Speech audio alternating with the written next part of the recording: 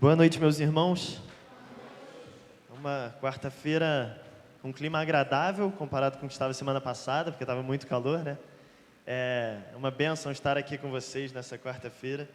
E como já foi dito aqui, a minha formatura vai ser no dia 8, ou seja, acho que daqui a um pouco mais de 2 semanas, na Primeira Igreja Batista do Rio de Janeiro, às 4 horas da tarde. Vai ser um prazer quem estiver lá, estar lá comigo. Se você ainda não me chamou de seminarista, você tem 2 semanas para me chamar de seminarista, porque eu vou me formar e esse título vai desaparecer do meu nome. Então, você pode me chamar ainda hoje de seminarista Pedro. E pensando nessa trajetória, pensando em terminar o seminário e em todas essas coisas que passaram por esse tempo em que estive lá, algumas coisas ficaram de lições que estão para fora das 4 paredes das salas de aula. Lições como aprender com os mais velhos, mas não julgar aquele pastor que chega talvez com uma pinta de que sabe muito, e aprender talvez um pouco mais com aquele missionário que você olhando para ele, você não dá lá tantas coisas. Coisas como essa, que a sala de aula não ensina, mas sim a vida e sim a experiência de viver com grandes homens, que às vezes não parece que sabem muito, mas sabem, mas ensinam. E nesse tempo no seminário, conheci alguns pastores, conheci muitos missionários e pude aprender muito com eles, muito. Uma experiência que eu gostaria que todos os irmãos tivessem, que caminhassem junto com aquele pessoal, com aqueles pastores, aqueles professores, com os colegas seminaristas que eu tive. É uma experiência que, infelizmente, não tem como eu passar para vocês, mas foi uma experiência ótima. E pensando nessas experiências, em tudo isso que eu vivi, eu comecei a pensar nessa minha formatura e o que ela representa para mim, e talvez o que uma formação na sua vida tenha representado para você. Porque por diversas vezes atingimos determinado ponto da nossa vida, atingimos determinada profissão, atingimos determinada faixa etária ou determinada profissão, que nós por alguma razão nos acomodamos com o que temos e nos acomodamos com o que alcançamos. Mas isso é um perigo muito grande. Independente se é um pastor há mais de 50 anos, independente se é um engenheiro há mais de 50 anos, independente se é um advogado, um médico, qualquer que seja a sua profissão e o que você faz isso muito bem, você faz isso com excelência, mas eu tenho plena convicção que ainda tem o que melhorar, ainda tem para onde crescer, independente da sua profissão, independente da sua família, independente de quem você é, ainda tem como você crescer, ainda tem como você melhorar. E é isso que eu fico pensando nessa fase final de seminário. Porque um atleta campeão do mundo, um corredor que chega em primeiro lugar, não basta ele apenas ter um bom preparo físico, mas ele precisa saber correr. Ele precisa saber a hora de dar o gás, a hora de relaxar um pouco mais. Ele precisa conhecer a prova, ele precisa conhecer a temperatura e tudo mais. Se a gente pensar talvez em outras profissões, talvez como um homem que faz obra, um pedreiro, não sei, um pintor, não adianta ele simplesmente saber como que bate um cimento ou como passa um pincel na parede. Ele precisa conhecer a estrutura, ele precisa conhecer com o que ele está mexendo para que de fato faça efeito e ele alcance o objetivo que ele quer. Então, eu entendo que em todas as coisas que nós fazemos em nossa vida, somos desafiados a aprender e conhecer mais e melhor sobre todas as coisas. Não somente sobre o que fazemos, mas sobre todas as coisas. E diante dessa necessidade, eu levanto uma questão que pretendo conversar aqui com os irmãos essa noite. Como nós podemos melhorar? Como, em nossa caminhada, podemos ser cristãos melhores? Podemos ser profissionais melhores? Podemos ser pais melhores, mães melhores, filhos, enfim. Como nós podemos ser pessoas melhores? E diante dessa pergunta, eu gostaria de convidá-los a abrir a Bíblia em Atos 16, leremos do versículo 1 ao versículo 5. Atos 16, versículo 1 ao versículo 5. Mesmo assentados, mas com toda a reverência, diz assim a palavra de Deus. Chegou a Derbe e depois a Listra, onde vivia um discípulo chamado Timóteo. Sua mãe era uma judia convertida e seu pai era grego. Os irmãos de Listra e Icônio davam bom testemunho dele. Paulo, querendo levá-lo na viagem, circuncidou-o por causa dos judeus que viviam naquela região, pois todos sabiam que seu pai era grego. Nas cidades por onde passavam, transmitiam as decisões tomadas pelos apóstolos e presbíteros em Jerusalém, para que fossem obedecidas.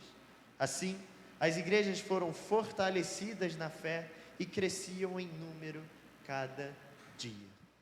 Oremos. Senhor Deus e Pai, obrigado por esse momento em que nós estamos aqui, abrindo a Tua palavra e buscando entender mais sobre o que o Senhor tem para falar em nossas vidas. Que nessa noite nós possamos escutar a Tua voz em primeiro lugar e que nós possamos estar atentos ao que o Senhor quer falar conosco. Que as distrações possam ser deixadas de lado nesse momento e que nós possamos estar sintonizados com a Tua palavra. É no nome de Jesus que eu oro. Amém. Amém. Atos 16. Bom, o contexto histórico desse capítulo é a segunda viagem missionária de Paulo. Se voltarmos um pouco mais no texto, no capítulo 15, a gente vai ver que Paulo e Barnabé, eles se reúnem com grandes apóstolos da igreja naquele tempo. Eles falavam o que acontecia nas viagens missionárias deles. Paulo e Barnabé eram missionários e já tinham feito a primeira viagem. E eles estavam, então, parece que em Antioquia, falando com todos aqueles apóstolos, quase que dando um relatório para eles sobre tudo aquilo que estava acontecendo. E é impressionante perceber que todas as coisas que aconteciam com eles, aconteciam não porque era Paulo e Barnabé, mas aconteciam porque eram homens enviados de Deus para aquelas comunidades e para aqueles locais. Paulo e Barnabé falavam sobre o que estava acontecendo nas igrejas. E quando terminou essa reunião, quando terminou esse talvez concílio, eles saíram dali para uma segunda viagem missionária. Mas o finalzinho do capítulo 15 fala para a gente algo que aconteceu entre Paulo e Barnabé, que ficou muito marcado na história da igreja. Mas não por um motivo negativo, e sim por um sentido positivo. Paulo e Barnabé, companheiros da fé, eles se dividiram. Antes, parceiros, amigos e companheiros, por causa de uma desavença, eles se dividiram. Então, Barnabé e Marcos foram para outro lado pregar o evangelho. Enquanto isso, Paulo e Silas se juntaram para pregar em outra localidade. E assim foi. Por causa de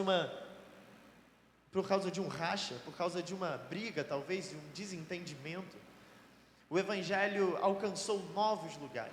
E por isso essa divisão ela foi marcada não por algo negativo, e sim por algo positivo.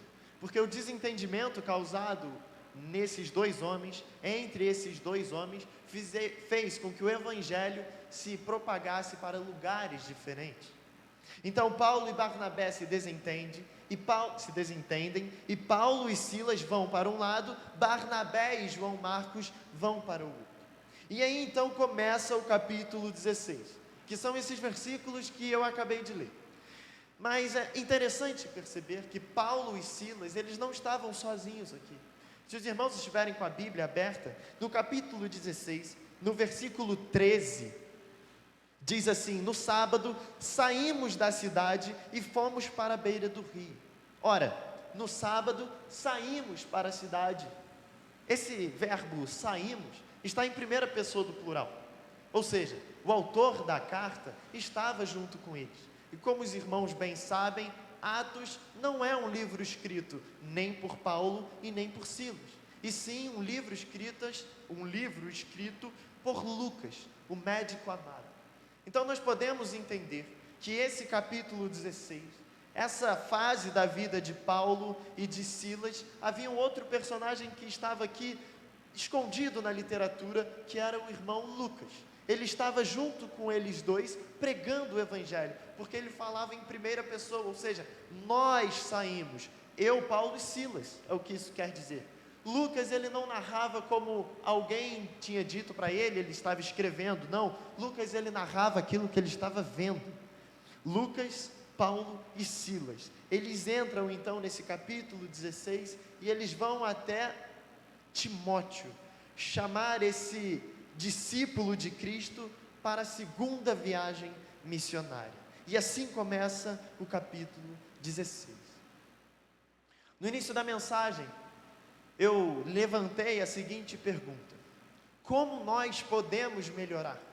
Como eu e você podemos ser cristãos melhores, profissionais melhores, pais, mães, filhos, enfim, como nós podemos ser pessoas melhores? E ao ler esse texto, eu percebo que a primeira lição que eu entendo é que para sermos melhores, precisamos buscar conhecer. Precisamos buscar conhecer aquilo que está ao nosso redor.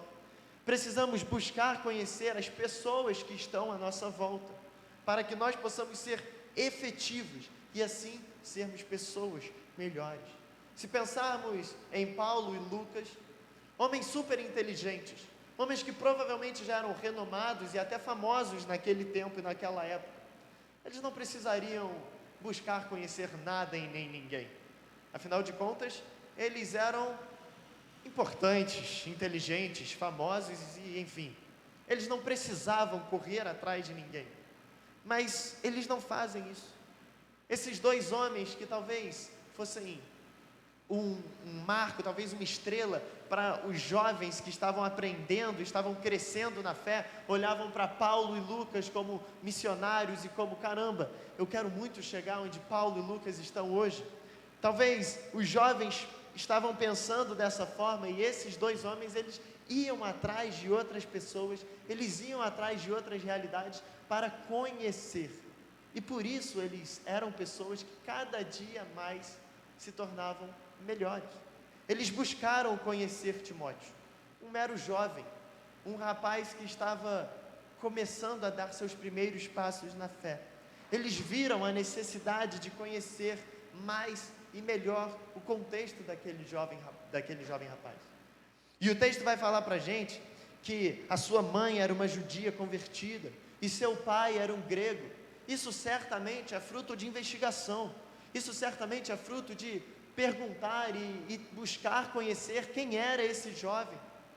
Esses homens, Paulo e Lucas, tão inteligentes, tão renomados, eles não precisavam, mas eles corriam atrás dos outros, eles corriam atrás de quem estava ao redor deles, para conhecer quem eram, para conhecer o contexto em que estavam inseridos.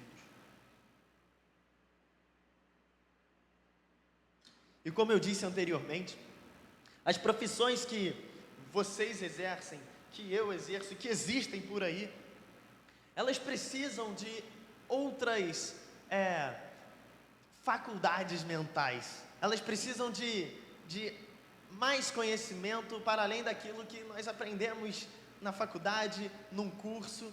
Precisa aprender mais. Um vendedor, ele não precisa apenas lidar com pessoas, saber conversar com pessoas, ele precisa saber minimamente de matemática para dar um troco certo. E como eu dei exemplos anteriores, um pintor, ele não precisa apenas saber segurar no pincel, ele precisa conhecer a parede, porque senão ele vai pintar e vai cair.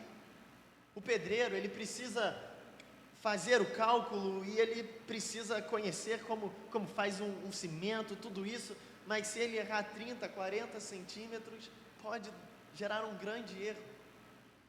Nós somos impulsionados para conhecer tudo aquilo que está ao nosso redor, e Paulo e Lucas são exemplos disso, porque eles correram atrás disso, e só assim eles puderam ser efetivos aonde eles estavam. Seremos profissionais, pessoas efetivas, seremos pais e mães efetivos, quando nós conhecermos a nossa empresa, a nossa família, quando nós conhecermos o que está ao nosso redor. Isso não muda para a realidade de um cristão. Nós seremos também cristãos efetivos quando nós conhecermos a Bíblia, quando nós conhecermos Deus, porque senão seremos apenas pessoas que vêm na igreja e que não conseguem viver de forma efetiva o reino de Deus na terra.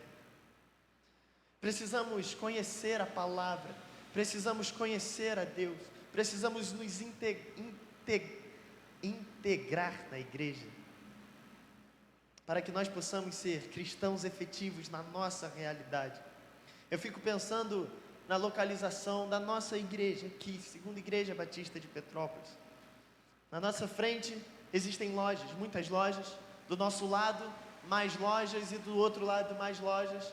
Atrás da nossa igreja existe a 24 de maio, um terreno talvez tão carente de atenção, tão carente de recursos. E eu pergunto, a nossa igreja conhece essas lojas? Conhece as pessoas que trabalham aqui? A nossa igreja conhece a comunidade que está aqui atrás? Porque se nós não conhecermos essas pessoas, se nós não conhecermos a necessidade da nossa rua, se nós não conhecermos a necessidade do nosso redor, nós seremos apenas uma porta aberta. Nós seremos apenas uma igreja que se reúne quarta-feira e domingo, que vem, cantamos, oramos e vamos embora. Mas nós não somos chamados para não fazermos diferença, pelo contrário. A igreja do Senhor tem uma missão de impactar o mundo com a verdade do Evangelho. E é necessário, para sermos efetivos nessa missão, conhecermos as lojas que estão aqui na frente, as lojas que estão aos nossos lados e as casas que existem lá em cima na 24 de maio. Precisamos conhecer a realidade em volta de nós para sermos efetivos. Da mesma forma que Paulo e Lucas fez, nós precisamos conhecer para sermos melhores. O segundo ponto que eu destaco nessa noite é que precisamos fazer o certo, independente do que estiver em nossa mão. Timóteo representava um bom cristão, mesmo sendo um jovem rapaz. Fazer o certo, independente da situação, é denunciar o pecado a todo custo, de todo modo e a toda força. Não ser tolerante com o pecado é aquilo que Timóteo fazia, e por isso ele se destacava dentre todos os outros. Eu fico pensando que nesse tempo em que Timóteo vivia, não existia Instagram para postar uma foto dizendo talvez Jesus é meu Senhor e Salvador. Não existia o Facebook para eu escrever um texto e postar um versículo bonito. Não existia talvez um YouTube para a gente gravar um vídeo dizendo que Deus é maior. Para então ser um homem exemplo naquele tempo, naquela sociedade, era necessário viver de forma íntegra aquilo que o Evangelho pregava. E às vezes parece que em nosso tempo hoje, nós corremos tanto e fazemos só o indispensável e o fundamental, que as coisas pequenas, os pormenores da nossa vida vão passando de lado aos poucos e a gente nem vai percebendo. É tanta coisa. O nosso trabalho hoje nos atinge quando estamos em casa dormindo, porque nós temos o celular. A gente acha que está descansando, mas na verdade o celular apita e nós somos acionados rapidamente para trabalharmos ou para atender alguma coisa, enfim. Nós estamos sempre correndo atrás daquilo que é fundamental fazer. E acabamos descansando diante daquilo que é detalhe. Porém, a vida de Timóteo nesse tempo, a vida de Lucas, de Paulo e de Silas nesse mesmo contexto, não era assim. Eu fico pensando que Paulo, para chegar no objetivo quase que do outro lado do continente, ele precisava de muito tempo para alcançar aquele objetivo. Semanas, meses e até anos. O que fazer então durante todo esse tempo? Paulo não perdia tempo, ele se dedicava em dar bons testemunhos, independentemente do local, do tempo, da época e de quem estava ao seu redor. E quando olhamos para Timóteo, é a mesma coisa. Timóteo era um discípulo de Cristo e por isso Paulo foi ver quem era esse homem. Ele era irredutível, só fazia o que era certo, ao que parece, porque ele era um discípulo de Cristo. Esse homem, Timóteo, ele não fazia as coisas certas com o que ele achava que era certo, mas ele fazia o certo de acordo com o que a palavra de Deus e a Bíblia falava do que era certo. Ele conhecia os mandamentos de Cristo. Até porque a Bíblia fala para a gente que a mãe dele era uma mulher, uma judia convertida a Cristo, ou seja, ele tinha os ensinamentos, não só do judaísmo, mas também ele tinha os ensinamentos de Cristo Jesus na vida dele, e por isso ele fazia o certo. Timóteo era um jovem, e para ser exemplo, ele certamente negou muitas coisas da sua juventude, vamos dizer assim. Ele abriu mão de muitos dos seus desejos para viver aquilo que Deus sonhou para a vida dele. O esforço de Timóteo era para caminhar de forma exemplar, nos mais simples detalhes. Fico pensando que num casamento, um homem romântico, ele não é aquele que faz um pedido de casamento muito chique, rebuscado, com fogos e não sei o que. Mas o homem romântico é aquele que diariamente, todos os dias, ele dá atenção à sua mulher como ela deve. É um homem que ele atende às necessidades, é um homem que percebe o que deve ser feito e faz. Esse é um homem romântico, que entrega flor no meio do dia, sem sentido algum, sem o porquê fazer isso. Romântico não é aquele que faz um sinal mirabuloso e catastrófico, não. O romântico é aquele que diariamente ele faz o que deve fazer para amar a sua esposa, e vice-versa também. Mas se pensarmos nessa vida que nós estamos conversando aqui de Timóteo, que fazia o certo, ele era um homem que, nos detalhes, ele fazia aquilo que deveria ser feito, e por isso ele foi considerado como exemplo, e Paulo foi atrás deste homem. Para sermos pessoas melhores em nosso trabalho, na nossa família, em nossa vida, precisamos condenar o pecado e o erro em nossa vida. Nós não podemos nos acomodar com aquilo que parece estar errado, como se não vai incomodar agora, depois a gente resolve, como se depois a gente vê isso. Não. Condenar o pecado é viver constantemente uma vida ativa contra o que é errado e contra o pecado. O que um pequeno erro de cálculo pode causar numa obra, o que um pequeno erro numa cirurgia pode causar. Eu fico pensando, por que nós não levamos a sério as nossas decisões assim, na nossa vida profissional, pessoal, intelectual e espiritual? O que um pequeno erro pode acarretar, às vezes nós não temos noção, e por isso nós aprendemos aqui com Timóteo, que nós não podemos descansar diante daquilo que parece ser errado. Precisamos buscar a excelência na nossa família, em todos os lugares em que nós passamos e existimos. Não podemos nos acomodar com pequenos erros. Para sermos efetivos, precisamos não somente conhecer, mas também precisamos extinguir o pecado da nossa vida. E por terceiro ponto e último, eu gostaria de destacar que para sermos pessoas melhores, eu aprendo lendo nesses 5 versículos, que nós precisamos estar dispostos e abertos para sofrer ajustes. Nós precisamos estar abertos para sofrer ajustes. Porque nós aprendemos aqui que Timóteo foi circuncidado. Mas por que isso aconteceu com ele? Por que ele teve que passar por isso? Nós aprendemos que a circuncisão não é um motivo necessário para que nós entremos no céu. Não é um motivo necessário para que nós sejamos salvos. Mas Timóteo, ele fez isso. E eu fico pensando, por que Timóteo fez isso? Ele estava bem, ele estava do lado de grandes homens, tinha tudo para dar certo. E o texto bíblico vai falar para a gente que ele foi circuncidado porque existiam alguns judeus naquele local e os judeus só escutavam falar se aquele homem fosse circuncidado. Senão eles não escutariam Timóteo falar. Como se a pregação de Timóteo fosse inválida por completo se ele não fosse circuncidado. E por isso, então, ele é circuncidado. Mas eu fico pensando que isso é um ajuste doloroso. Isso é um ajuste doloroso na vida de Timóteo, e surge a pergunta: será que eu e você estamos dispostos a passar por alguns ajustes dolorosos em nossa vida?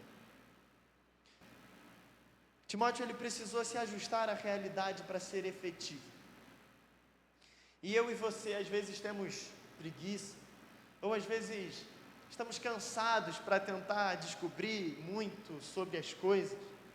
Às vezes nós não queremos investigar muito porque é mais fácil fazer as coisas aqui do jeito que estão da nossa frente. Mas não é isso que aprendemos. Não é isso que Paulo, Timóteo, Lucas e Silas ensinam para a gente nesse texto. Nós precisamos correr atrás do que é certo, mesmo que isso faça a gente sofrer um pouco, mesmo que isso seja trabalhoso e mesmo que isso até machuque em nossa pele. Será que eu e você estamos dispostos a passar por esse tipo de ajuste? Sabe, eu já trabalho todos os dias, eu tenho meus afazeres domésticos, que não são poucos, hein? Eu já venho à igreja domingo, quarta-feira. Como melhorar? O que fazer a mais? Você aí tem 24 anos, o que você faz da vida? O que eu vou melhorar? Você não sabe nada de mim. Mas há o que melhorar. Há o que melhorar. E por isso, temos tanta dificuldade de melhorar. Porque nós damos valor a coisas que não deveríamos dar. Porque nós nos apegamos ao que nós já conhecemos, nos apegamos à nossa história de vida, nos apegamos a tanta coisa e, consequentemente, deixamos de querer aprender, deixamos de buscar melhorar. E isso é um grande problema. Existe a ilustração de um pastor famoso, que ele conta a história de um casal que está à sexta-feira em casa à noite. Então a mulher chega e fala assim para o seu marido: querido, você pode lavar a louça? Então o rapaz responde: meu amor, se eu não lavar a louça, nós vamos nos divorciar? E aí ela responde: não, querido, que isso? Claro que não. Então ele responde: então eu não vou lavar a louça. Tudo bem. E aí na outra semana a mesma coisa acontece, ela fala: meu querido, você pode lavar a roupa? E aí ele responde: meu amor, se eu não lavar a roupa, nós vamos nos divorciar? Não, claro que não. Então eu não vou lavar a louça, não vou lavar a roupa. E assim vai por diante. Os irmãos acham que esse casamento vai durar por muito tempo? Os irmãos acham? Provavelmente não. E muitas vezes nós fazemos a mesma coisa com Deus. Senhor, isso é uma questão que vai me tirar a salvação? Então, peraí, Senhor, eu vou perder a salvação se eu não fizer isso, se eu não me aprimorar, se eu não melhorar? Então para que eu vou fazer isso? Mas isso é o reflexo de atitude imatura. E quando nós nos posicionamos dessa forma, nós estacionamos na vida. Não buscamos ser pais melhores, mães melhores, filhos melhores, profissionais e principalmente não nos preocupamos em nos tornar cristãos melhores. E esse é um grande problema, porque nós não podemos tratar Deus com essa infantilidade. Paulo, Timóteo, Silas e Lucas buscaram melhorar durante toda a vida. E é isso que eu e você precisamos aprender a buscar com esses homens. Precisamos buscar melhorar. Precisamos buscar ser melhores. Eu não sei o que você passa na sua vida, na sua casa, no seu trabalho, na sua família ou na sua vida espiritual. Mas eu queria te dizer essa noite que tem como melhorar. Essa é uma palavra que eu fico repetindo para mim constantemente. É uma palavra que eu penso que estou me formando e eu tenho medo de pensar que em algum momento eu vou achar que sei tudo. Eu tenho medo de pensar isso, porque eu preciso conhecer, eu preciso melhorar. E eu queria convidar você essa noite a compartilhar desse pensamento comigo. Eu e você precisamos melhorar. Eu e você precisamos conhecer o que está ao nosso redor. Eu e você precisamos não dar abertura ao pecado. Eu e você precisamos estar dispostos a sofrer ajustes, talvez dolorosos, para que nós possamos ser pessoas melhores. e principalmente cristãos melhores. Essa é a palavra que Deus comunica a nós nessa noite, nesses versículos, através da vida de Timóteo, Lucas, Paulo e Silas. Conheça a sua realidade, não tolere o pecado na sua vida e sofra os ajustes necessários para ser uma pessoa melhor. Eu gostaria então de te convidar nessa noite a orar, a entregar a sua vida diante de Deus, de forma que você reconheça em sua vida, em sua rotina atual, pontos e situações que você realmente pode se dedicar um pouco mais, que você realmente pode aprimorar o seu conhecimento, o seu esforço. Eu queria te incentivar que esse momento seja um momento de reflexão pessoal, no qual você entenda e destaque pontos em sua vida que precisam ganhar a sua atenção. Coloque isso diante de Deus e peça a Deus para que Ele coloque humildade, disposição em seu coração, para que você corra atrás daquilo que você pode melhorar. Senhor, meu Deus e meu Pai, obrigado, Pai, porque nessa noite de quarta-feira nós podemos estar aqui juntos, reunidos, lendo a Tua palavra, escutando a Tua voz e buscando de alguma forma, Pai, aprimorar a nossa vida espiritual, a nossa vida profissional, as nossas relações familiares. Obrigado, Pai, porque a Tua palavra, ela nunca volta vazia. Então, nesse momento que nós estamos aqui dispostos a analisar a nossa vida, eu te peço que o Senhor tome, Pai, as nossas preocupações e os nossos desafios em Tuas mãos, para que nós possamos alcançar um caminho e um dia melhor. Abençoe a nossa vida, Pai, os nossos desafios, que nós possamos, nessa noite, sairmos daqui motivados a melhorar. Precisamos conhecer mais, precisamos buscar o conhecimento, precisamos não ser tolerantes ao erro e ao pecado. Não podemos deixar o pecado em nossa vida, e nós precisamos, Pai, estar aberto a sofrer ajustes, e que o Senhor possa ser este regulador, que nos dá o conhecimento, que nos dá a coisa certa a fazer, e que faça o ajuste em nossa vida, porque nós entendemos, Pai, que quando nós estamos com o Senhor jamais falhará conosco. Obrigado pela Tua fidelidade, pela Tua misericórdia com a nossa vida todos os dias, Pai, e nos leve para casa em segurança, convictos de que o Senhor é o nosso pastor e jamais nada nos faltará. Abençoe a nossa casa, a nossa profissão, abençoe a nossa vida, Pai, que nós possamos nos aproximar de Ti cada vez mais, em nome de Jesus. A nossa única esperança é que eu Te oro e Te agradeço. Amém e amém.